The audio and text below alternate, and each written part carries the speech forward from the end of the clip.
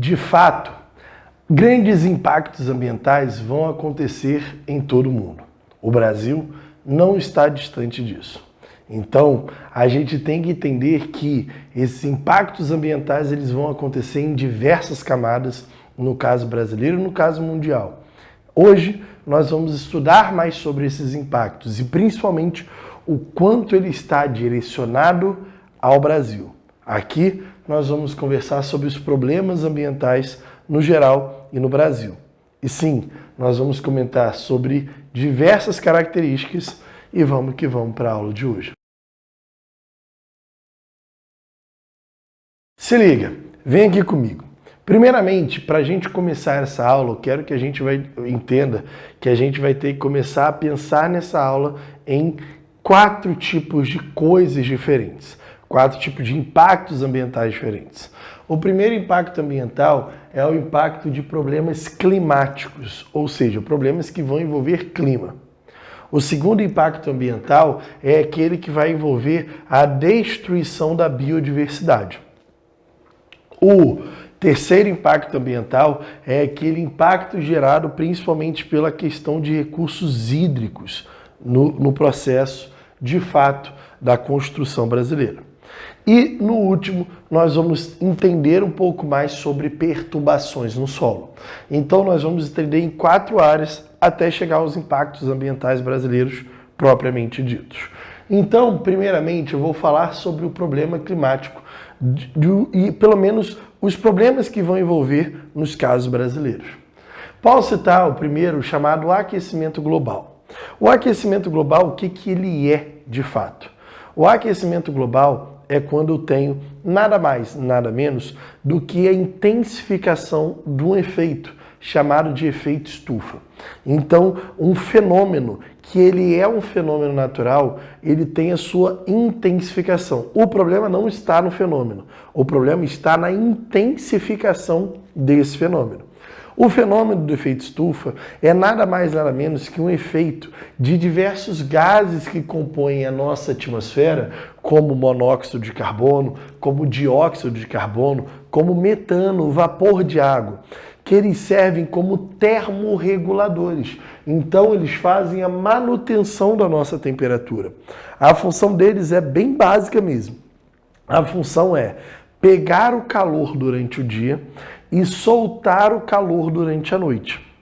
Então, vamos supor que toda noite, deixa eu pegar aqui no caso claro para mostrar declaradamente para vocês, que todo dia, vamos supor que eu tenho a responsabilidade dos nossos queridos e conhecidos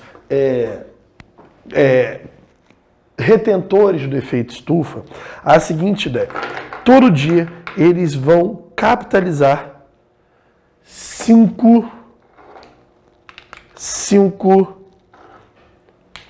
canetinhas de calor, por exemplo. Peguei aqui 5 canetas de calor. Eu pego 5 canetas de calor durante o dia, então eu não deixo o meu dia ficar tão quente. Eu seguro esse calor.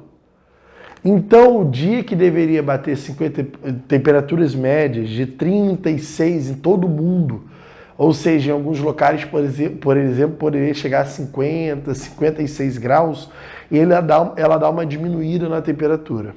E durante a noite, que deveria ficar menos 15 em diversos locais, tendo uma amplitude térmica diária muito grande, ela solta esse calor. Então, ela pega 5 canetas durante o dia e solta 5 canetas durante a noite. E é assim que vai acontecer esse processo. Pego as canetas e solto. Sendo que como eu tenho mais retenção de calor, porque eu tenho mais gases sendo lançados na atmosfera, principalmente esses gases, o carbono é emitido pelos combustíveis fósseis, também o metano tem atuação da pecuária, da agropecuária, principalmente da pecuária, na forte emissão de metano em todo o mundo, a gente vai ter o processo do aquecimento global, onde eu vou ter mais canetas sendo retiradas. Retirei 6 canetas, mas eu só lanço 5 canetas durante a noite.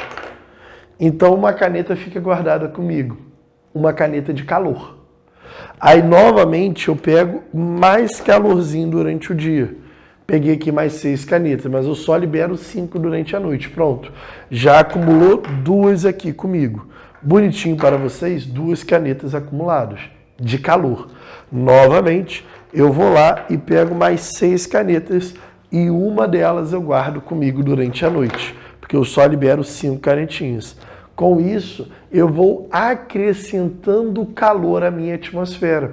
Então, ano após ano, eu tenho um aumento de temperaturas na superfície terrestre, no qual geram como característica básica que a gente pode dizer, nada mais, nada menos que o aumento de eventos extremos.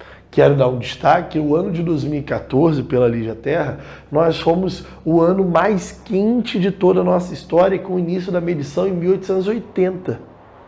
Assim como também, em 1997 a 2010, nós tivemos os 10 anos mais quentes de toda a nossa medição. O Brasil é o 6º maior emissor, para vocês terem noção, de poluentes do combustíveis fósseis. Olha, vê se você tende a entender um pouco mais esse processo, esforçar um pouco mais esse processo. Quando eu falo sobre a característica disso daqui, sobre aquecimento global, ele nem sempre é aceito por todos os estudiosos, não. Há estudiosos que acreditam que, vamos lá, existem pelo menos 2 pontos de análise. O primeiro ponto de análise é que sim, há um consenso que os gases do efeito estufa estão aumentando na atmosfera, que há maior poluição e maior concentração de carbono e metano na atmosfera. Correto. Porém, o que não há o consenso é essa relação direta do aumento do gás com o aumento da temperatura e de eventos extremos.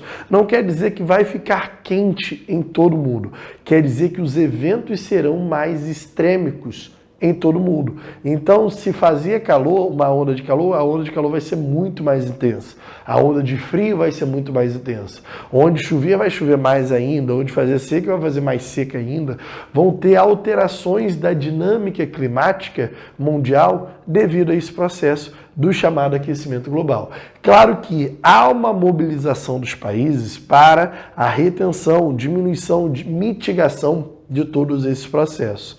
Algumas políticas ambientais vão surgir em todo o mundo, como o caso do Brasil, que é signatário em pelo menos 2 grandes acordos. O primeiro, nós temos o Protocolo de Quioto, em 1997, onde dava previsibilidade, desde 1992, já havia uma convenção para questões climáticas, pela Rio Eco 92, no qual é fundamentado no Protocolo de Quioto, em 97, onde os países estabeleciam metas de redução da emissão de carbono, de gases do efeito estufa na atmosfera. A gente também pode destacar as chamadas Conferências das Partes, a chamada COP, que no ano de 2016, 2015, vai acontecer a COP 15, que vai gerar um grande acordo, chamado Acordo de Paris, tá? Esse Acordo de Paris previa a redução também dos gases de efeito estufa, porém com a adesão e complacência de pelo menos 2 nações que são as maiores emissoras de gases de efeito estufa. O Brasil é o 6º maior emissor, mas o segundo é comandado pela China e Estados Unidos. Enquanto esses 2 não estiverem na brincadeira, dificilmente a gente vai ter uma adesão, coisa que de fato não estava no protocolo de Quioto. Então a Conferência das Partes do 15, ela foi fundamental para estabelecer essa leitura, essa dinâmica, de fato, na política do meio ambiente para com o aquecimento global, nessa lógica. A gente também pode destacar a chamada camada de ozônio. A camada de ozônio é o quê? Primeiramente, eu tenho uma camada e essa camada ela está na chamada estratosfera, uns 25 quilômetros de altitude. Nós vamos ter essa camada conhecida como a chamada camada de ozônio, que ela vai ser nada mais, nada menos do que uma camada de composto de 3 moléculas de oxigênio que serve como filtro natural. Vocês têm que entender que lá em cima na exosfera nós temos a entrada dos raios solares. Até chegar aqui na superfície, chega apenas 50%. Não chega o total, tá? Não chega o total dentro dessa ideia. Então, Esses 50% que chegam aqui passa-se por uma série de filtros. Esses filtros, eles vão lapidando, vão diminuindo a intensidade dessa grande quantidade de gases de radiação solar. Claro que, como chega a metade, eu tenho um dos filtros naturais é a presença desse oxigênio na atmosfera.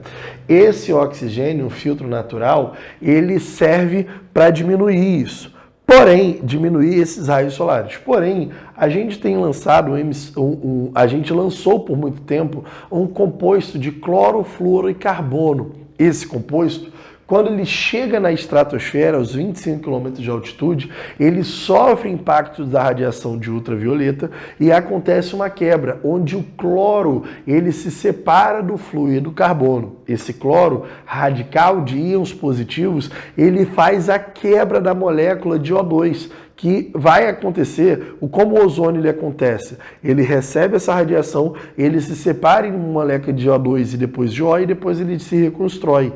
A camada de ozônio estava sendo destruída porque esse CFC, esse cloro, ele impedia a reconstrução do ozônio novamente. Esse processo estava gerando uma diminuição da concentração de ozônio em algumas áreas, principalmente áreas polares, onde esse CFC era carregado antes de chegar na estratosfera. Nesse processo, a gente foi notando que em algumas áreas a radiação chegava a 56%, 54%. Isso já é muito mais alto, gerando problemas de pele em algumas pessoas. Para isso, a gente começou a controlar esse CFC que era emitido em grande quantidade por motores, geladeiras, aerosóis. Foi feito um protocolo de Montreal em 1989, assinado por 120 países, tá? Se propondo a não mais emitir o CFC. Nesse modo, o CFC ele é totalmente erradicado da sua emissão no ano de 1996. Dentro dessa ideia, o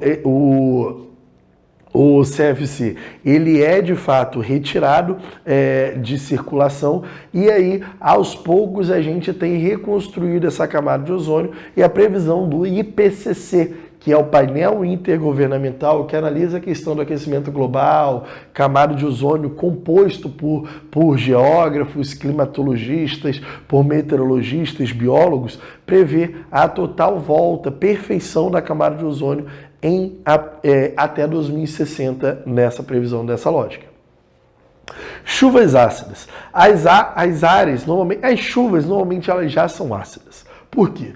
Eu tenho a presença do dióxido de carbono mais a água. Essas duas vão formar o chamado H2CO3, tá? Esses dois aí. Nós vamos, ou seja, formar o chamado ácido carbônico. O chamado ácido carbônico, ele vai formar o que a gente entende como a água da chuva, que já é levemente ácida. A questão principal é que algumas áreas industriais que eu tenho, principalmente emissão de compostos de nitrogênio, de oxigênio, de enxofre, de carbono, eu jogo metais pesados para a atmosfera, gerando uma nova composição de água na atmosfera com a presença do chamado ácido nitroso, como o NCO2, o ácido nítrico, que é o NCO3, e o chamado até ácido sulfúrico, H2SO4. Então, em algumas áreas industriais, não são áreas residenciais, isso não está relacionado à emissão de gases, por exemplo, em carros, mas isso está relacionado à emissão de poluentes industriais na atmosfera, eu posso ter uma diminuição drástica do pH, gerando a presença de chuvas mais ácidas. Essas chuvas mais ácidas foram muito presentes em Cubatão, no Brasil, nos anos de 1980 e 1990, por causa principalmente dentro dessas grandes concentrações de poluentes. Lá, por exemplo, nós temos a chamada COSIPA, onde teve forte presença de emissão desses poluentes. Esses poluentes lá nas regiões de Cubatão gerou um forte impacto, principalmente na poluição das suas águas. Ah, professor, mas hoje ainda tem? Não, principalmente devido a um processo de desconcentração industrial que essa região tem sofrido, tá? Essa desconcentração industrial tem sofrido por essa região, então o número de indústrias vem diminuindo, logo o número de emissão de poluentes também vem diminuindo dentro desse espaço. Tranquilo? Posso também citar as chamadas ilhas de calor. As ilhas de calor nada mais é do que eu tenho áreas periféricas e áreas centrais das cidades. Normalmente as áreas centrais, devido ao processo de periurbanização, elas vão aumentando, escalando de tamanhos justamente com o tempo. Então as áreas centrais vão sofrendo um processo de verticalização, alteração dos solos urbanos, vai sofrendo a presença de asfaltamento. Com isso, nas áreas centrais é registrado aos poucos o aumento da temperatura no centro, enquanto nas pontas, na periferia, eu tenho temperaturas muito mais baixas, de fato. Essas temperaturas muito mais altas no centro e mais baixas na periferia se dá por uma série de questões. Vamos lá, vamos a algumas questões aqui. Primeiramente está o chamado albedo. O chamado albedo é nada mais nada menos do que o aumento o aumento da temperatura relacionado à cor específica de alguns materiais. Quando eu tenho material, por exemplo, como o asfalto, de cores mais escuras, eles tendem a retrair mais o calor. Já quando eu pego outros casos, como cores mais claras, por exemplo, tendem a absorver menos o calor. A cidade, devido ao asfalto, por exemplo, alguns concretos de cores mais escuras, já tendem a trazer mais calor, a absorver mais calor. Ao mesmo tempo também, eu tenho um calor específico baixo. Então o concreto, como ele tem um baixo calor específico, você vai lembrar lá daquela formulazinha de física, né, o chamado Q macete, a quantidade de calor ela vai ser delimitada sim, igualmente pelo Sol, mas se eu tenho um calor específico baixo, eu vou ter uma variação de temperatura maior. Então, quando eu tenho baixo calor específico, a temperatura aumenta muito rapidamente. E é o que vai acontecer muito claramente com o caso, por exemplo, dos materiais urbanos. Se eu comparar as áreas verdes rurais, eu tenho um calor específico mais alto, enquanto no centro urbano o calor específico mais baixo.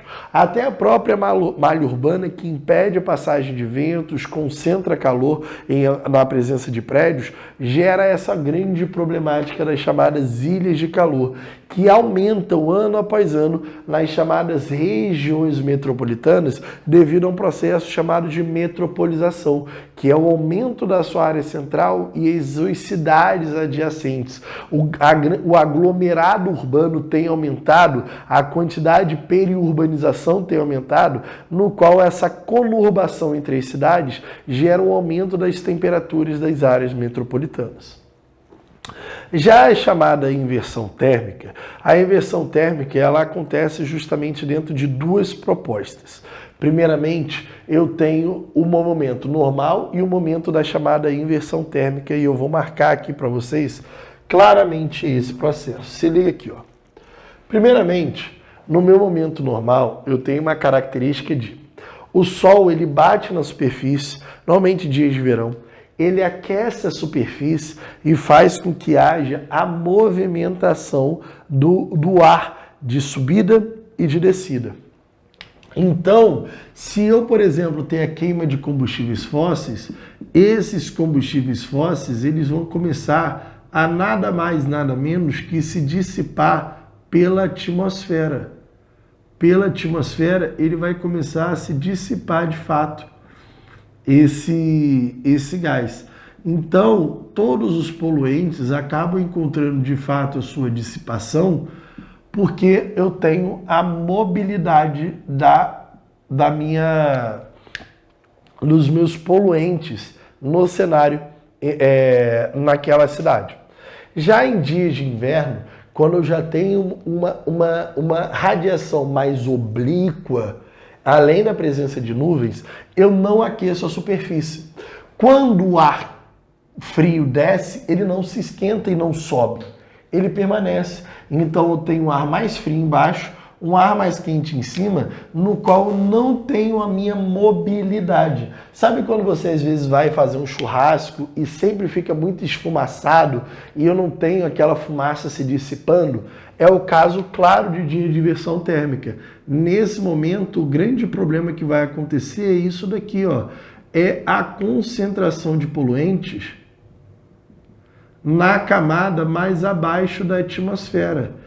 Então, eu não vou ter uma dissipação dos poluentes de forma alguma na atmosfera. Então, pessoas que têm problemas respiratórios, a gente vai conseguir ver o caso de algumas névoas, as névoas secas, presentes justamente no território brasileiro, em grandes cidades principalmente, nós vamos ter a ocorrência dos processos da chamada inversão térmica, onde todos os poluentes ficam concentrados na camada mais abaixo da nossa atmosfera. E aí nós temos a forte emissão de poluentes e problemas respiratórios que vão atingir pessoas, que vão começar a ser internalizadas justamente devido a essa grande concentração de poluentes. Ó, aqui eu já terminei todos os problemas climáticos, desde o meu aquecimento global, camada de ozônio, a chuva ácida, íris de calor e a inversão térmica. Vamos tentar entender agora sobre a questão da redução da biodiversidade de fato.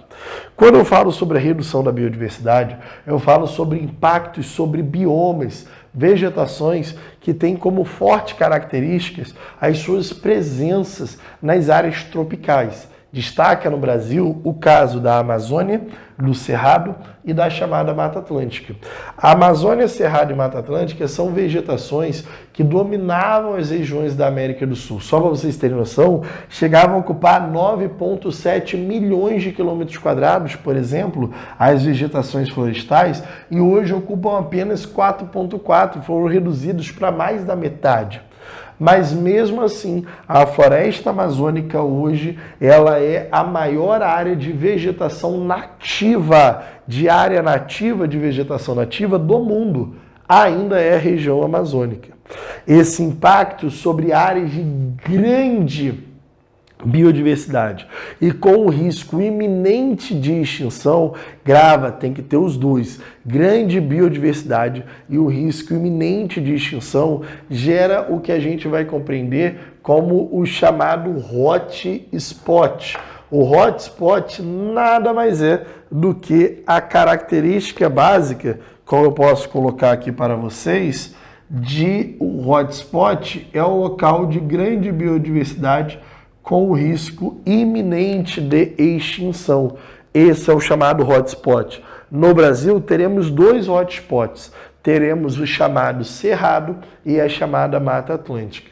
Então, no Brasil, nós temos essa configuração de hotspot no geral. A gente tem a Mata Atlântica e o Cerrado, que são locais de alta biodiversidade com risco iminente de extinção. Quero dar o destaque, grande parte desses locais sofre principalmente o que a gente vai compreender com o processo da chamada biopirataria e da chamada etnobiopirataria.